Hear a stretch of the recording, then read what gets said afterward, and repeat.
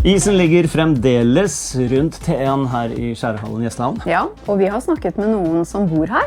Og det har ikke vært så mye is på det de mente var 10-15 år. Jeg tror vi sier 16, ja. Ja, 16 år, Faktisk, 2010, da tror jeg det var sist gang. Ja, og det har jo stoppet oss litt i å reise på tur. Ja, men vi har vært på annen slags tur. Ja, vi har vært i Düsseldorf. Ja, vi håper virkelig at du har likt og blitt inspirert av de 4 episodene. Februar ble jo båtmessemåneden hos oss. Vi har vært i alt fra, hva var det? 11 fot. Ja, opp til 90. Ja, fantastisk. Mange flotte opplevelser. Så hvis ikke du har sett de episodene ennå, så ligger de altså til og med i en egen spilleliste her på kanalen. Båt 26. Ja. Hasse og Lili i Düsseldorf. Så fint. Det går mot vår. Hurra! Det er bare å glede seg. Ja, man gleder seg over hver dag, men det er veldig mye som skjer denne våren da. Ja, det er det. Ja. Vi skal innom veldig mye av det i denne episoden. Det blir ikke noe båtkjøring, men vi håper du har lyst til å henge med oss allikevel. Og vi skal tale om et par opplevelser vi har hatt her i båten i løpet av vinterukene nå i 2026. Så skal vi snakke litt om pinsen. Den kommer til å bli fin. Ja. Og så skal vi snakke om den nye nettsiden vår, og vi skal også komme med en liten påminnelse om hva du bør gjøre hvis du vil pynte båten litt før den skal sjøsettes eller tas i sommerbruk.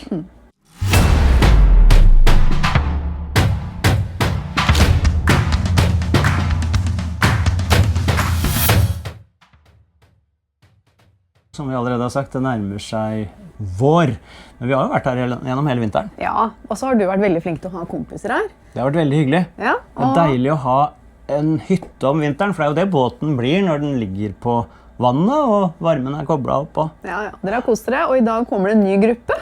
Det gjør det faktisk. Veldig hyggelig, vet du. Men du har ikke hatt noe jentegjeng her? Nei, vi pleier å møtes for å bade, og da kan vi ikke gå inn i sånne varme båter. Nei, sant. Men det stemmer det. Du har virkelig ordnet for oss i dag. Ja, jeg har støvsugd og reddet opp og vasket badene. Ja. Det blir guttas kveld. Guttas kveld. Ja, jeg gleder meg veldig. Vi har en nyhet til dere, som dere allerede har sett noen spor av. Ja, vi har jo vært litt heldige nå. Ja, vi tok oss en tur til Arendal. Det var midt på vinteren. Det var kaldt, og det var snø. Og så traff vi noen veldig hyggelige mennesker som hadde sett på til sjøs. Ja, og de hadde lyst til å være med litt på veien videre og hjelpe oss for å få til det vi har lyst til. Og det er veldig gledelig å si at Vi har fått den første sponsoren til sjøs.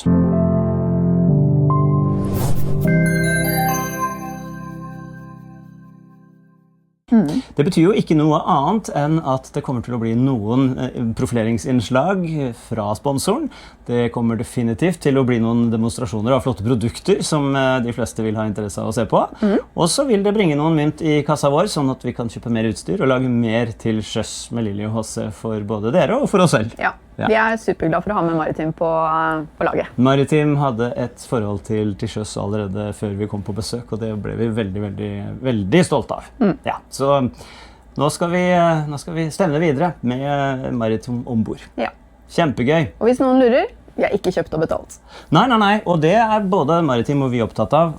Skal vi teste et produkt fra dem som ikke fungerer, så skal du få vite det. Ja. Det er ikke noe problem. Her er ingen giftermål inngått eller tvangsuttalelser avtalt. Nei. Det har de ikke bedt om i det hele tatt. Nei. Det er fint å ha rydda av banen. Vi har jo ikke bare ligget på lattsida. Nei, du har jo holdt på med forskjellige typer monteringer, du. Ja, fordi at vi skulle ut og reise. Vi var en ukes tur og besøkte Junior, som er i utlandet og studerer, og det var på det aller kaldeste. Og det skjedde litt av hvert. Først så skjønte jeg at vi faktisk kunne trenge enda flere temperatursensorer ombord for å være helt sikker på at jeg har kontroll på alle områdene i båten når det kommer til frysepunkt eller ikke.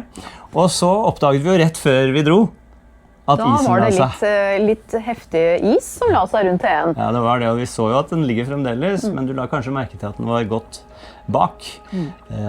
Skal vi ta en titt på en tilbakeblikk på den aller kaldeste perioden? Det synes jeg. Og så får du vise frem alle de gadgetene dine.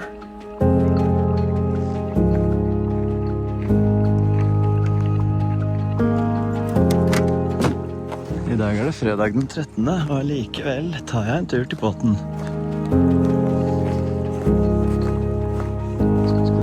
Det er kaldt. Jeg skal installere noen termometer i dag.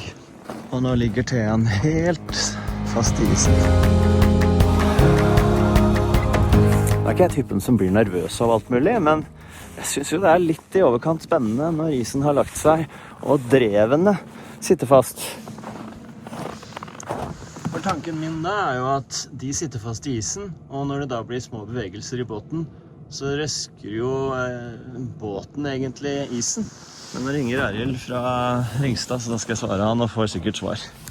I og med at Jan har lagd denne båten med vanntette skott, 5 eller 6 stykk, så er det litt utfordring når man skal føre strøm og andre ting på langs av båten. Så nå må jeg lage meg en ledning som går fra motorrommet ut i siden og bak ut der hvor tøvet til ankeret bak går ut. Det betyr at jeg må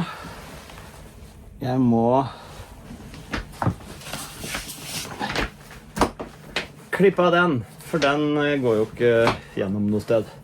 Så den må av, og så må denne, som jeg var og kjøpte meg i dag, på første oppdrag.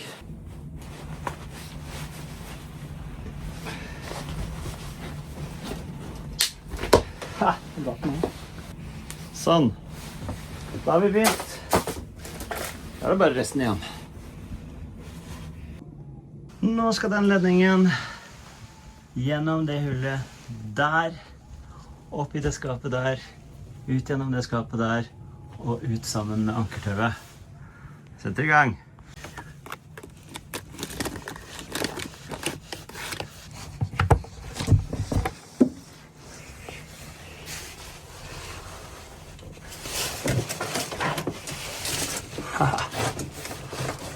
Smukt. Meget smukt.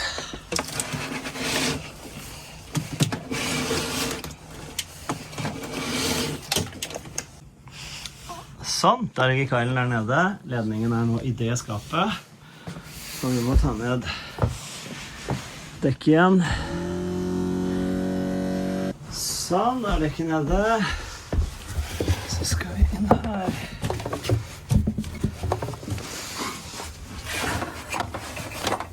I innledningen og tre den ut der sammen med ankertøvet.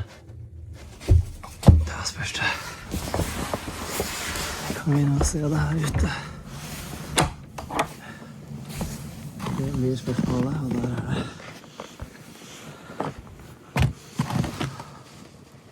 Yes, da har vi den.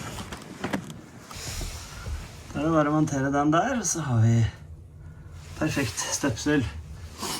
Det som er lurt med dette er at da går det fra den ene kursen som per i dag bare driver varmeovnen i motorrommet, 1000 watt, i stedet for å dra inn på den andre kursen. Da er den klar. Nå trenger vi ikke å gå så veldig mye opp, for nå skal jeg bare sette i kontakten. Og så har vi strøm, og så skal vi senke propellen. Utrolig hva man får til i løpet av en fredag. Snille folk rundt seg, det er helt utrolig. Jeg møtte Thor opp på brygga med ishakke. Så ringte jeg til Arild hos Ringstad, som jo er, ja, Thor sa det han også, uavhengig av meg, kunde også. De er helt utrolig hjelpsomme. Så der fikk jeg nødlåne en propell. Jeg kommer tilbake fra en liten tur jeg skal på. Så anbefales på det varmeste. Tusen takk, Arild og Sagnar Ringstad. Sånn. Da skal vi ha inn strømmen.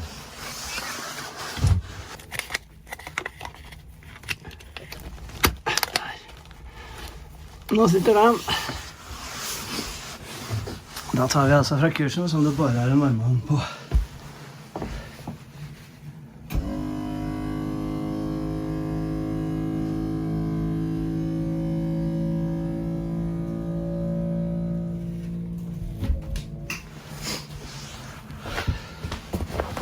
Er jeg klar for en test, eller? Jeg tror jeg må ta en test, ja. Punkt nummer 1. Ikke tøv i propellen, ikke på båten, ikke på denne ispropellen. Så vekk med det før vi prøvekjører. For den der går unna. Det kommer vi til å se etterpå, at det er effekt i en sånn liten rakke som det her. Men nå skal vi først se. Her har vi strømmen.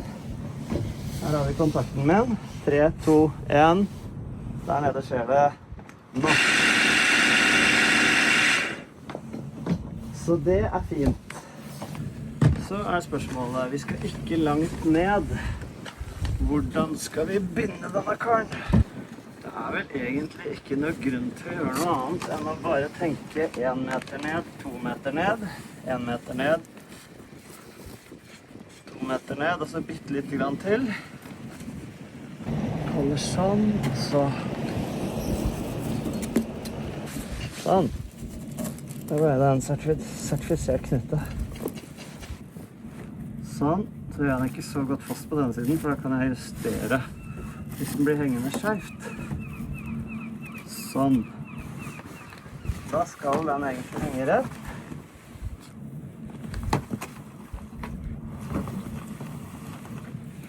Så da må jeg ikke følge med skjær. Da henger den likt. Følg med ned på vannet der nå.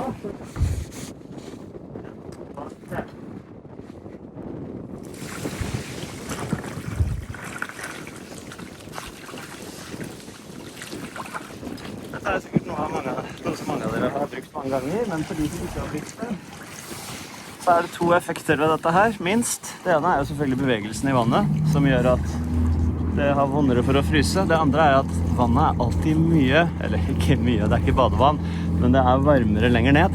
Det i toppen det fryser, det der det minusgrader. Så nå pumper vi opp varmere vann med mål for øya, og det at isen skal smelte, sånn at brevene ikke står fast i isen, sånn at vi slipper problemer med belg og gjennomføringer og alt mulig. Og når disse 2 henger like stramt, og bølgene ser ut til å komme, eller virvelen ser ut til å komme rett opp, så tror jeg at den henger riktig.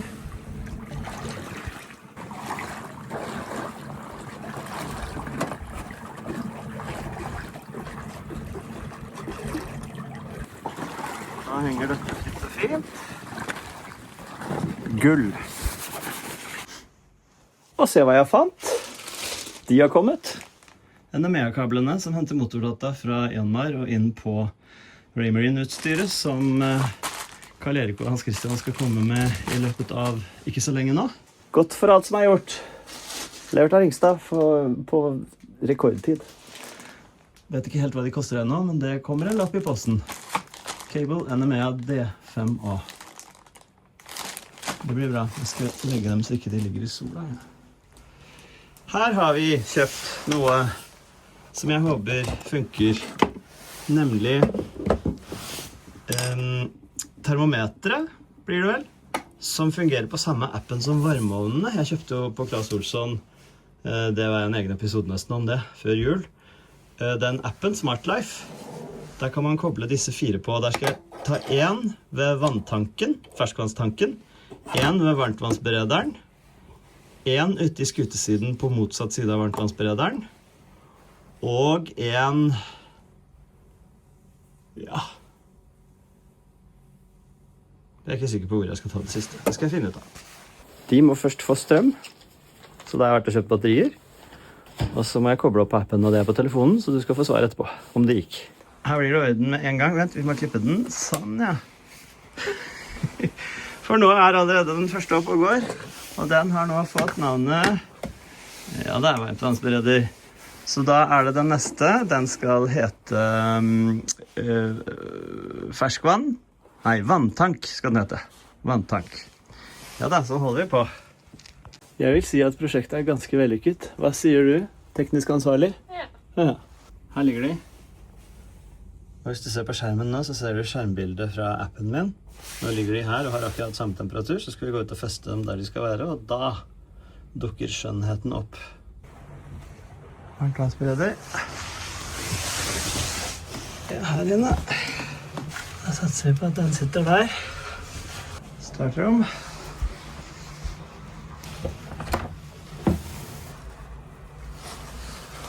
Vi setter den litt lenger ned. Da vil det nok ganske snart bli noe annet på appen. Det skal bli veldig fint å få kontroll på de zonene der også. Jeg har trygg båt i kjølen, og det har vært smekkert gjennom vinteren. å vite temperaturen helt nederst i kjølen. Men nå får jeg også ut i sidene. Og jeg er jo overnervøs, som alle båteiere. Det går jo så fint når varmen er nederst i kjølen, så vil den spre seg opp langs sidene, men nå kan jeg se det også. Og her ute, hva er status? Ja.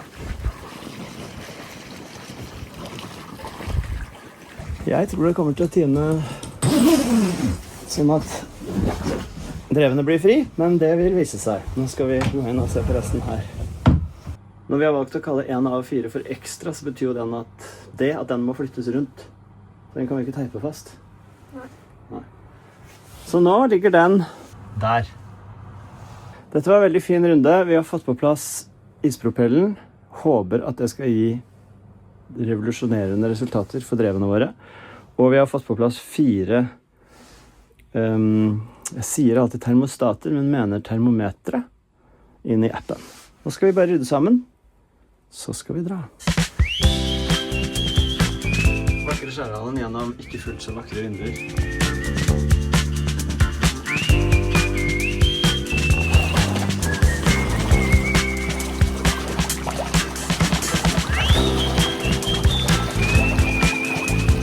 Jeg er snart helt fri, Arild.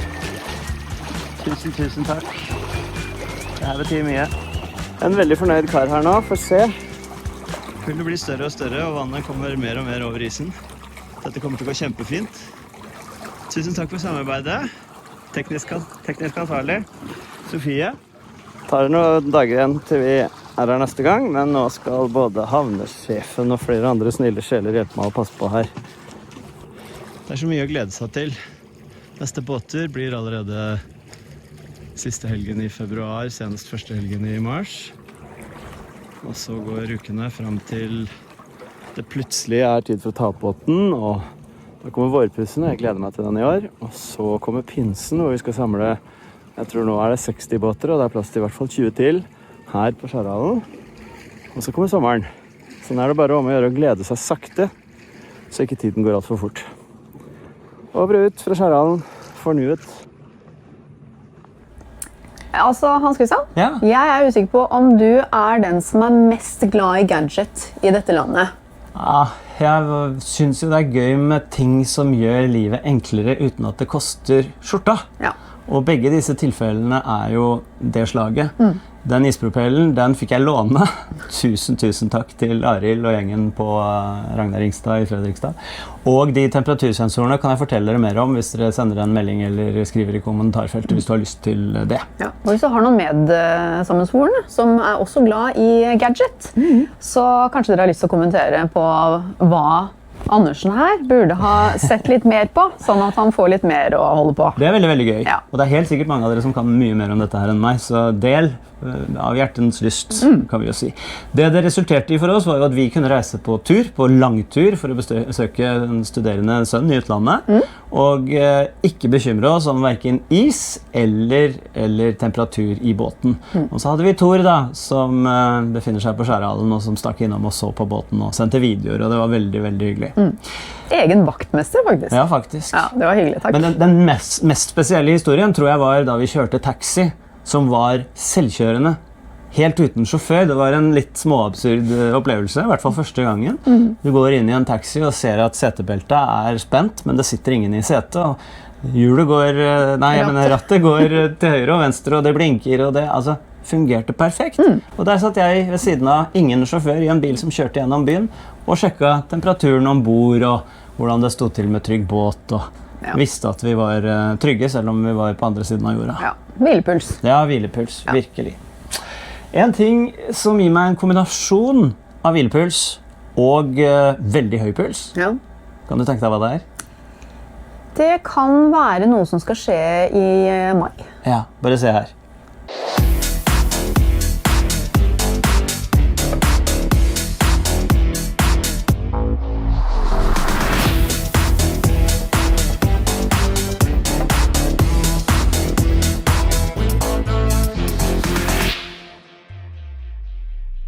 Til sjøstreffet på Skjærhallen i pinsen. Det kommer til å bli gøy, tror jeg. Ja, det tror jeg også. Og nå er det sånn at noen tror at det er utsolgt.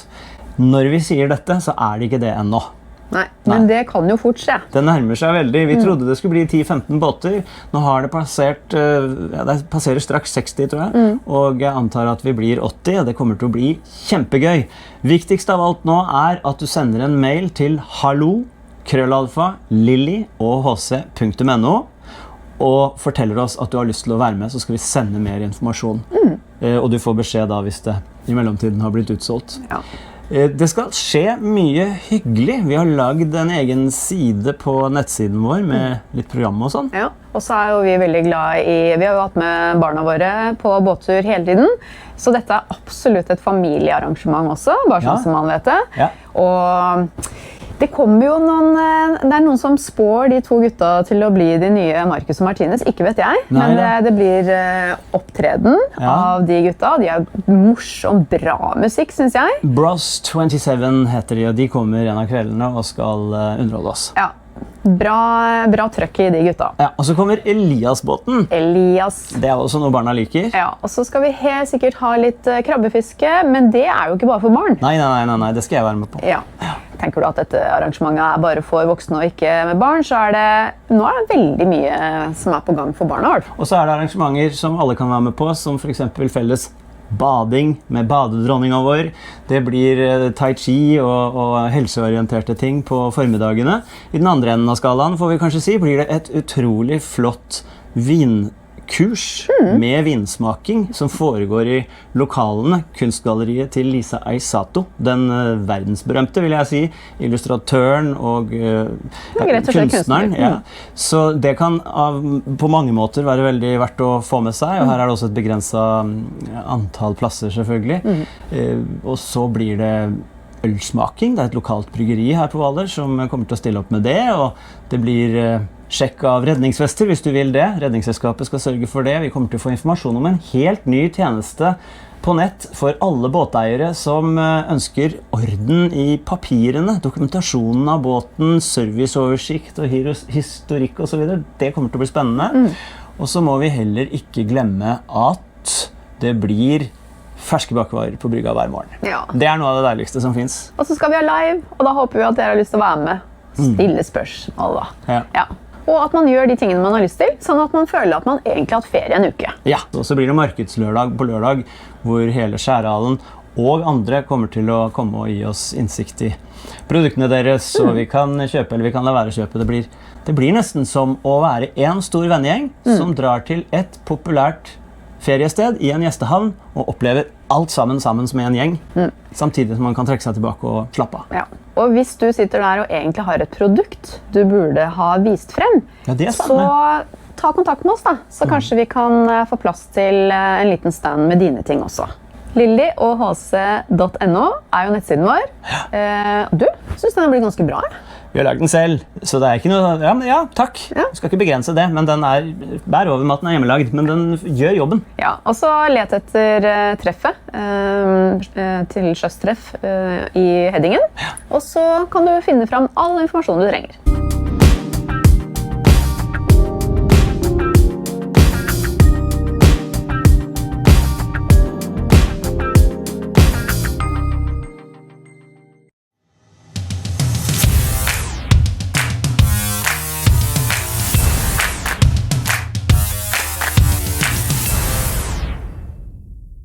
Glykol.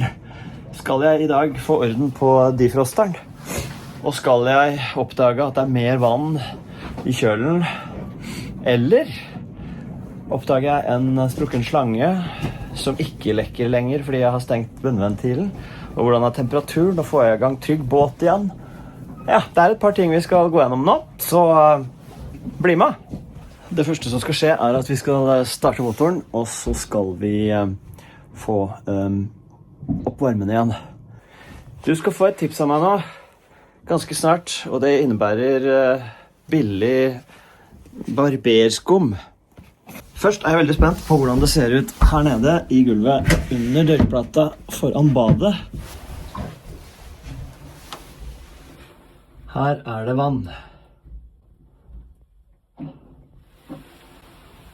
Og det er vann i nærheten av frostvakten. Hva er dette? Det ser ikke bra ut der heller. Og det lukter ikke bra. Det virker på meg som om dette har med septik å gjøre. Det liker jeg ikke noe særlig. Hvorfor er det vann oppå den dørkplata? Hvorfor er det vann her og slik? Her ser dere. Det er ganske mye. Her er det definitivt et eller annet som har sprukket. Det er ikke noe gøy. Vi skal ikke bruke veldig mye tid på dette. Eller det vil si, jeg skal sikkert det. Men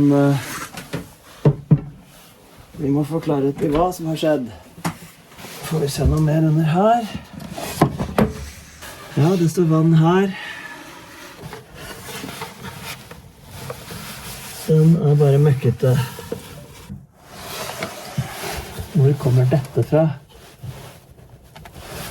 Det har jeg ikke så lyst til å smake på. Jeg har fått noen tips om grønnsåpe og så videre, og det er klart noe jeg skal gjøre. Men jeg skulle ønske jeg skjønte når det ikke kommer utenfra, for nå kommer det ikke utenfra. Hvorfor ligger det her? Ok, jeg har funnet lekkasjepunktet, og jeg skjønner ingenting. Det er makeratorpumpa, macerator.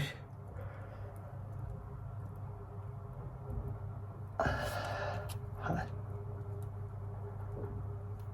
Så vidt jeg vet, så er det der pumpa som pumper septiken ut hvis man velger å ikke ta det over dekk. Den har vi jo ikke brukt på lenge, men det står tydeligvis trykk på den. Det drypper ned på denne slangen og legger seg da på begge sider, så da er det ikke, sånn jeg forstår det, fra gjennomføringen. Men hvilket vann er det som kommer? Er det så mye i septiktanken? Her kommer det fra bunnen av septiktanken, opp i denne. Og det er tørt, men i selve pumpa så drypper det her. Ganske mye, så jeg skjønner at dette blir mye av. Så da er spørsmålet, hva skjer hvis jeg skrur løs denne og bare bytter den pumpa? Og må jeg det? Ja, det må jeg. Når den må jo ha frosset, det må jo ha skjedd noe her. Og det er veldig rart, men sånn er det. Men spørsmålet er, hvis jeg kobler av disse slangene, denne er jo ut, men den er jo stoppet i der er bunnventilen koblet ut. Denne får jeg jo opp til nivå over septiktanken. Så jeg går ut ifra at det skal være null problem.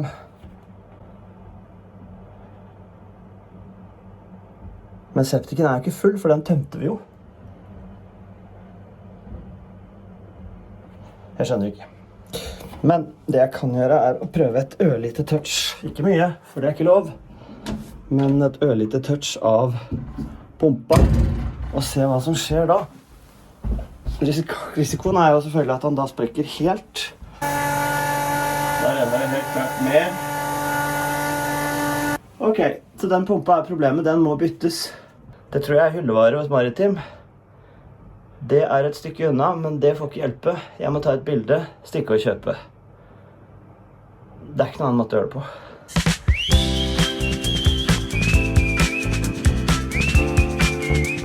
Jeg har snakket med den lokale butikken, og nå skal jeg inn og hente en ny pumpe. Så håper jeg det løser seg. Jeg gruer meg litt til å skru av de slangene, men dette er jo den nye meg. Jeg skal jo bare gjøre det. Jeg skal bare få det til, jeg. For sånn kan vi ikke ha det. Hvorfor det drypper han? Det er det jeg ikke helt forstår, fordi at det skal jo ikke stå noe trykk på den. Men det gjør det, så glem det. Jeg drar. Hei. Jeg er tilbake. Har vært og skaffet ny septikpumpe med kvern. Det ble ikke den til 1199, det ble den til 44, for det var Johnson. Og det var just så bra at den ville overleve meg, fikk jeg beskjed om. Så da ble det en liten investering der i dag. I mellomtiden har det blitt ettermiddag. Jeg har lyst til å få gjort mest mulig i dagslys, selv om jeg skal holde på her nede. Jeg skal også holde på der oppe. Ja, du begynner kanskje å forstå. Men først skal vi starte, sånn at vi får varme opp motorene. Og før vi starter, det må jeg ikke glemme, skal vi ha på glykol. For defroster-problematikken vår, nå har jeg snakket med så mange, og jeg har fulgt disse slangene som kjører væske fra motoren og fram. Varm væske fortrinnsvis, den når ikke fram, det det som problemet. Så enten det en kran, eller så det fordi det alt for lite glykol på. For den ekspansjonstanken jo til akkurat det systemet der, og den det jo ikke noe på. Så nå må vi gjøre en liten innsats her, og så skal vi kjøre motor mens vi ordner pumpe. Godt å ha noe å gjøre på lørdagen. Først skal vi sjekke at alt bra nede i batterirommet. Der har vi ikke vært og inspisert på en stund.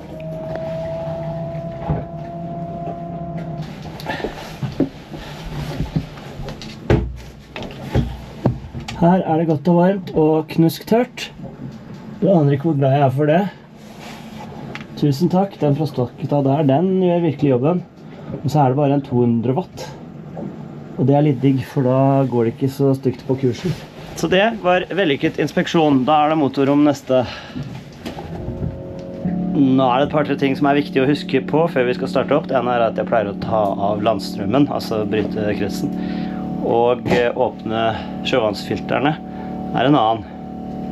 Men nå skal vi først se hvordan det ser ut oppi her. Vi skal støvsuge litt av den glykolen. Der har vi fått svar fra de som gjør service, Jonas og gutta.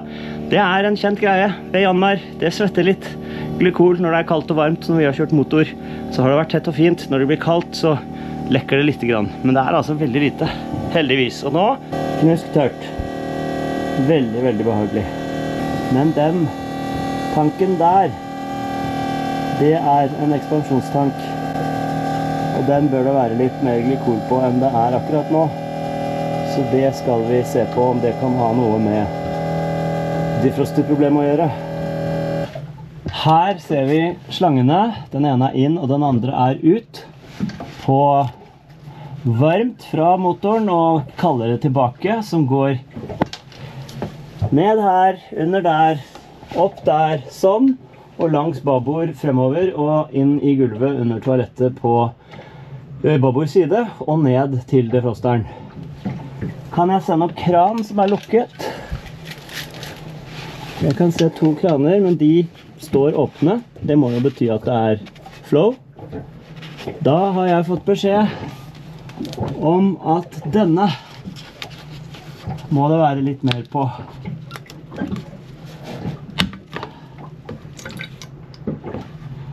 Så det skal vi ordne nå. Da har vi ekte greier her. Genuine Engine Coolant. Og da står det low der, og vi jo under low, og så står det full der. Og så sa Jonas og gutta at vi skulle i hvert fall dekke bånd. Bra. Det dekker bånd, men det ikke bra. Vil jeg tro. Prøv å være flink ut, ikke ser det.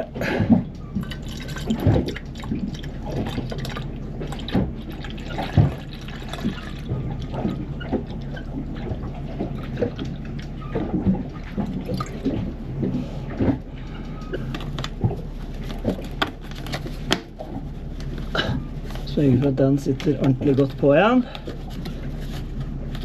Det gjør den nå. Sånn. Nå det støvsuget pent. Nå åpner vi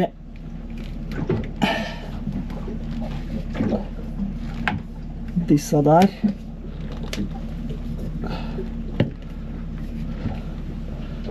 Sånn at den får vann når vi går og starter. Ok, vi tar strømmen. Sånn. Sjekkliste. Sjøvannsfilter åpne. Strømmen tatt. Strømmen skrudd på der. Da det muligheter.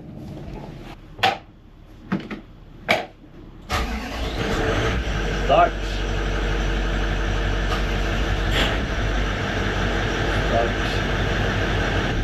Sett på klokka, ta en halvtimes gange. Det blir jo ikke veldig varmt, men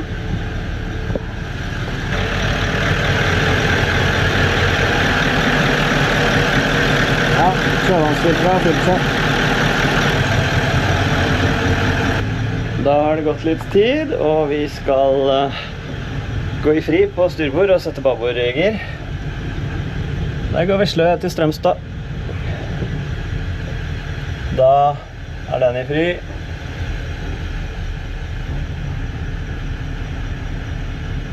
Så står vi der litt grann. Nå skal vi gjøre noe gøy, tror jeg. Vi skal teste ut en ting. Jeg har fått et tips som jeg vil dele med dere. Dugg, problematikk. Jeg har denne antiduggen som dere har sett tidligere. Det har fungert sånn noenlunde. Jeg var ikke helt fornøyd, litt urettferdig overfor den, fordi at jeg tok det jo på mens det var iskaldt og fuktig, så det var nok ikke optimalt. Men den er dyr. Denne koster 24 kroner. Skjelett. Barberskum. Det skal visst være gull å ta på. Men da tror jeg jeg må ha et håndkle eller noe under, så ikke jeg setter merker. Nå er jeg spent på om dette blir bare søl.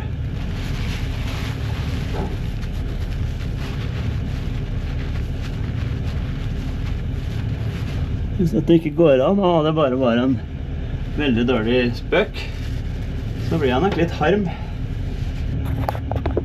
Jeg tror jeg tester med denne ruta først. Hva tørker jeg av med? Dette finnes det sikkert andre måter å gjøre på, men jeg tror det blir veldig effektivt om man tar på litt godt. Det blir helt fint igjen, så hvis det nå i tillegg hindrer dugging, så blir jeg altså veldig happy. Og de av dere som kjenner til denne metoden fra før, synes jeg sikkert jeg er håpløs som ikke har visst om det før, men sånn er det. Jeg har ikke vært så god på sånne kjerringråd heller. Jeg går som regel til legen hvis det er noe. Det lukter godt også. Kommer nok til å få høre det når Lili kommer. Hvorfor lukter det som mann her? Det blir jo gullende rent da. Tja, jeg vet ikke.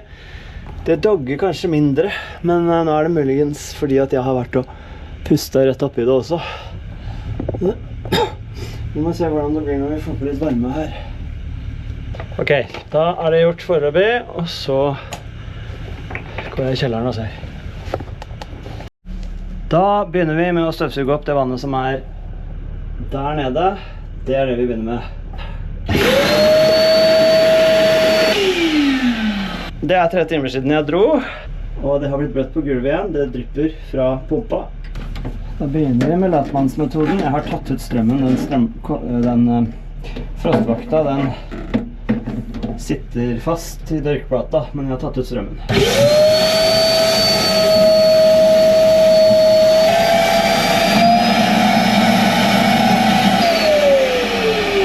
Nå er den full. Veldig full. Da er støvsugeren tømt 2 ganger. Oi, det var tungt. Det var mye vann. Nå er det ute.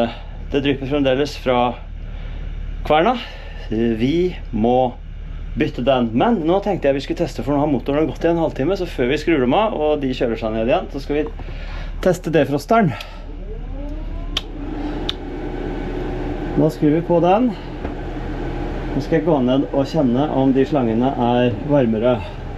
Det er kald luft som kommer her. Ja, det er veldig lite luft. Veldig lite luft og ikke varm. Men nå må den kanskje gå litt i sløyfa først. Jeg vet ikke. Dere er jo så gode. Det er så mange gode forslag til hvorfor det er 2. Dette er jo definitivt hastigheten på vifta. Men dette må være noe det også. Defrost. Mange foreslår at det kan være en liten pumpe som frakter glykolen. Det skal jo egentlig være bevegelse i motoren. Noen mener at det kanskje er en magnetventil som slipper til og fra, men det er jo 2 låser bak der, eller kraner, som står på. Så jeg er usikker. Men nå skal jeg i hvert fall gå og kjenne på slangene. For etter en halvtime på motoren, de skal jo ikke være kjempevarme, men det kan jo være noe. Kald. Kald. Begge 2 kalde. Det er ikke snakk om at det kommer noe varme til den. Da må jeg gå bak og se en gang til. Før jeg skrur av motoren.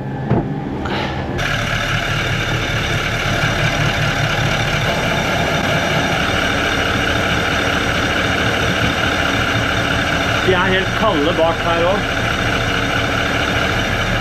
Men på motoren her, den er varm. Den er kjølig. Så lenge de kranene står sånn, så må jo det være åpent begge to. Da er spørsmålet, er den til en pumpe, den knapp nummer 2? Og hvor sitter den pumpa i så fall? Her er begge to iskalde.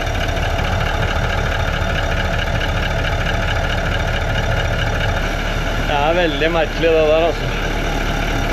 Her oppe er den varm. Der er den kald.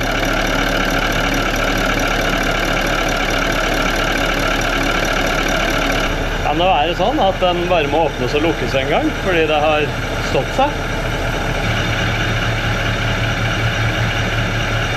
Jeg er fullt klar over at motoren ikke blir varm på tomgang, men det er jo tydelig forskjell på slangene helt oppe på motoren. Ja. Jeg lukket og åpnet igjen, og da ble røret varmere under.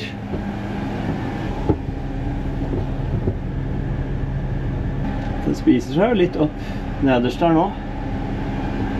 Jeg tror jeg skal la den gå litt til, og så ser vi. Så var det pumpa da. Da er det veldig mye bråk her. Den ble det veldig anbefalt, veldig dyr.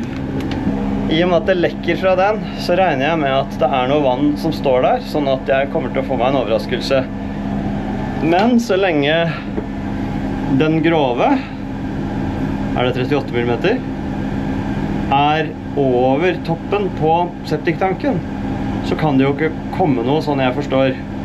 Så den kan jeg ta av og rette rett opp. Og den som går til havet, den er jo skrudd av ved inntaket. Så jeg mener at jeg skal kunne demontere den pumpa uten at det blir alt for mye strul. Eller som han sa han i butikken, hvis det er noen lekkasjer så er de ikke så store, så det tar litt tid før du går ned. Takk. Der er den. Der er den. Den første skruen er ute. Sånn. 4 skulder, 4 skiver, 1 stykk. Løs pumpe. Det er 2 sorte og 1 rød på ledningen. Hva skal vi begynne med? Papir og tette med for lukt.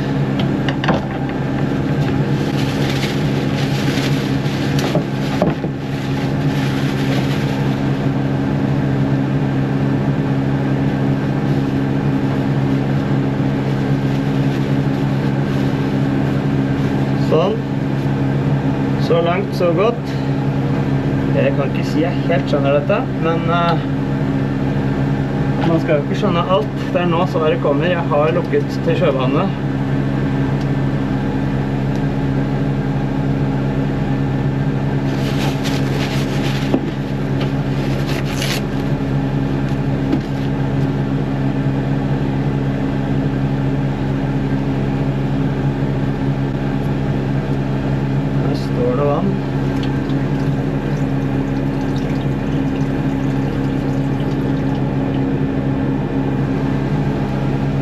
Nå stoppet det med vann.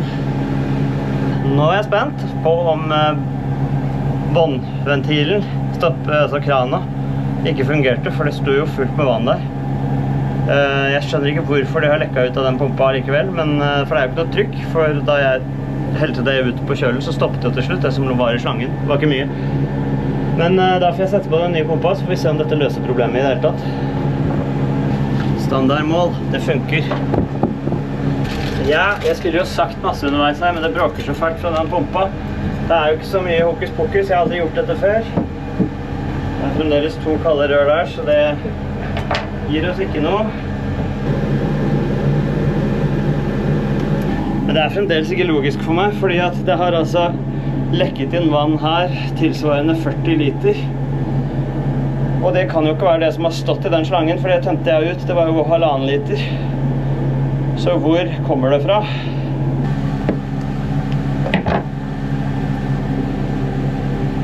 Da, mine venner, må det ryddes litt.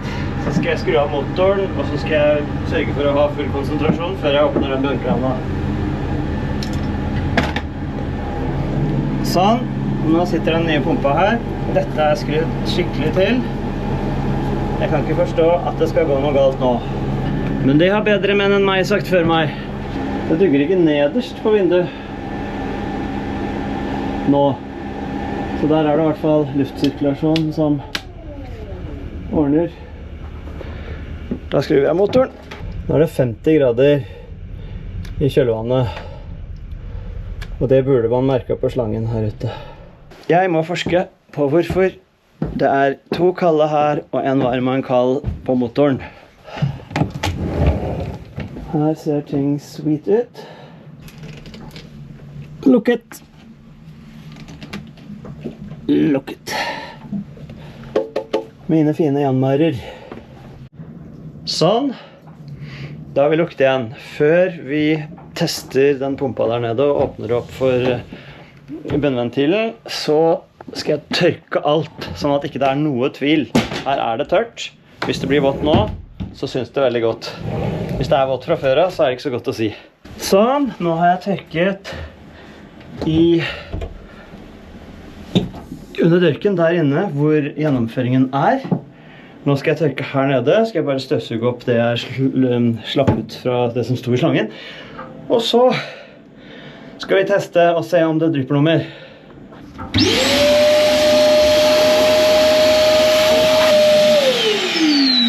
Sånn. Da skal jeg bare få det helt tørt på dørken her, sånn at vi ser tydelig om det kommer noe vann. Jeg har tenkt, og jeg vet ikke om det er logisk, jeg vet ikke. Når jeg snakker om det, så blir det ulogisk igjen. Men en tilbakeslagsventil inne i den pumpa, hvis den var gående på den forrige, ville det hatt noe å si? Nei, for begge slangene var jo av, og det kom jo ikke noe vann. Nei, jeg skjønner ikke. Jeg innbilte meg jo tidlig i prosessen at det smakte saltvann. Og så når jeg begynte å forstå at det kanskje kunne være septiken, så sluttet jeg å smake på det, gitt. Æsj. Tør vi sammen. Sjøvann.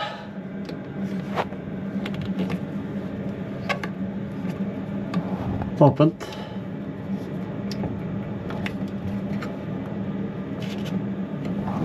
Åpent.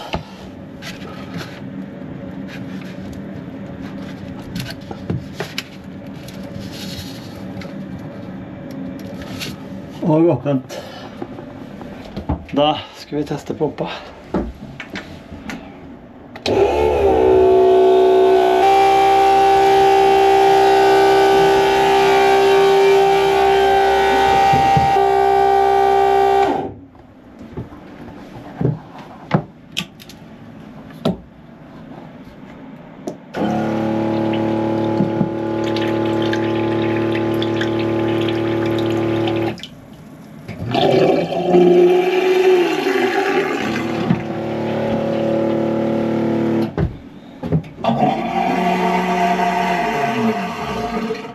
Hva skal man si?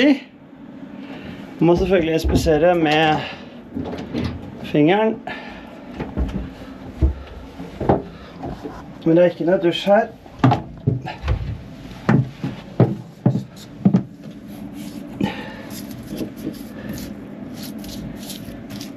Det er overhodet ikke noe fukt. Da skal vi ta noen timer til hjelp og se. Jeg er veldig stolt nå. Er det lov å si at man er stolt av seg selv? Det er jo bare puslete ting for dere som gjør sånne ting hele tiden, men for meg som aldri har åpnet opp til ut i havet før. Og ja da, krana var stengt, og det er klart det fungerer, men du får 1000 tanker om at oi, hva om?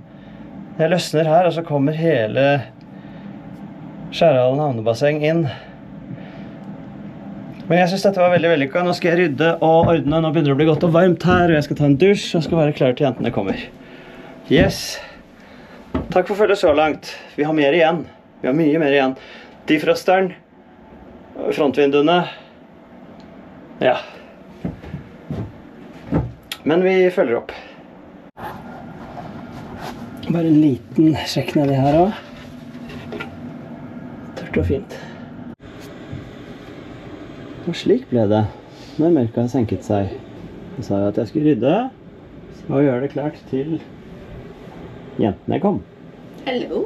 Så nå er det den forsvunne diamant som venter. Unnskyld på forhånd for at jeg kommer til å vinne.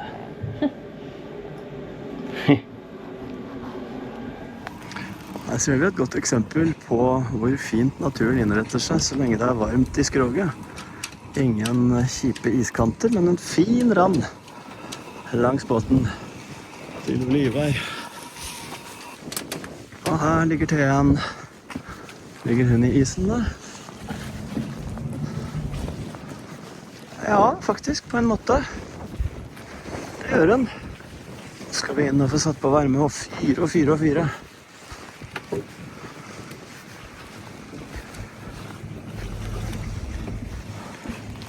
Gleder deg til våren nå. Når jeg ser sånne bilder som det der, så skulle jeg ønske at døgnet bare hadde 12 timer. Stort sett, eller skulle jeg ønske at det hadde 26. Ja.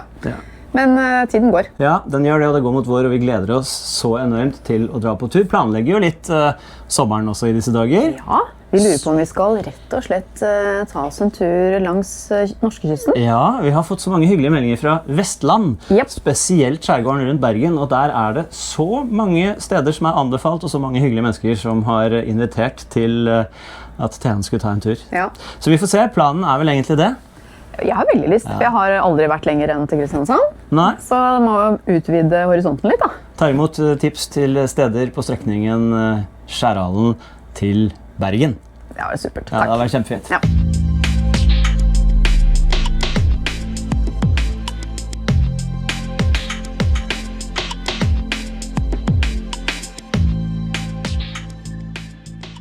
Vi må pynte båten. Ja, så klart. Hva tenker du på? Er du jeg? kommersiell igjen Ja, nå? nå er jeg kommersiell. Nå tok jeg på meg den kommersielle hatten. Fordi vi har veldig fine Fendi-trekk. Og du kan jo gjøre båten din og fenderne dine enda litt mer optimalisert til din egen stil. Ja, det er en fin måte å si det på. Se på disse bildene her. Slike fendertrekk kan du også få. Og nå har vi en produksjon gående som sørger for at du kommer til å ha dem klare til båtsesongen starter. Så har du lyst til å være med på den, så send meg en e-post til hallo@liliohc.no eller hc@liliohc.no. Fortell meg litt grann om hvilke fendere du har og så videre, og så kan du også se på liliohc.no-siden. Der er det et eget avsnitt om dette som viser hvilke mål du må ta og sånn. Legg inn ordren nå. Ja. Hun har vært selger i tidligere liv. Hvis dere uansett skal ha fendertrekk, så er det ganske kult at det er helt opp til deg hva du kan brodere på dem. Altså, vi fikser alt sammen, og det koster ikke veldig mye mer enn fendertrekk gjør av tilsvarende kvalitet. For dette er håndlagd, og det er lagd i Europa, og det er altså ikke sånn. Det er ikke sånn hyllevare som selges veldig billig, men det er bra kvalitet. Og det er med på å bidra til produksjonen av til sjøs også. Så skal du først ha fender i år, så si gjerne til oss, skal du få et tilbud. Ja. Det finnes en rekke eldre episoder nå som ligger ute. Dette er jo episode 64. De foregående 4 var fra Düsseldorf og båtmessa. Og så kan du se spilleliste på kanalen vår. Hvis ikke du har sett sommeren 24 med Axopar, så ligger jo de der. Ja, der er vi på mange fine steder. Ja, du Så verden, kanskje det du var jo... driver og planlegger hva du skal gjøre, og hvordan ferien, eller hvor ferien skal gå i år. Ja, dette var norskekysten over til Skagen, over til Göteborg og svenskekysten. Ja. Veldig fint. Så ligger 25 også ute. Du finner det i en egen spilleliste. Ja, jeg tenker bare gå inn og se, Ja. se om du finner noe inspirasjon til sommerferien din. Gjør det. Og så gleder vi oss til å se deg i neste episode. Tusen takk for at du ser på. Takk for at du abonnerer. Ta vare på deg selv, og kos deg hvis du er i ferd med å starte med båtpuss. Skip ohoi! Ha det!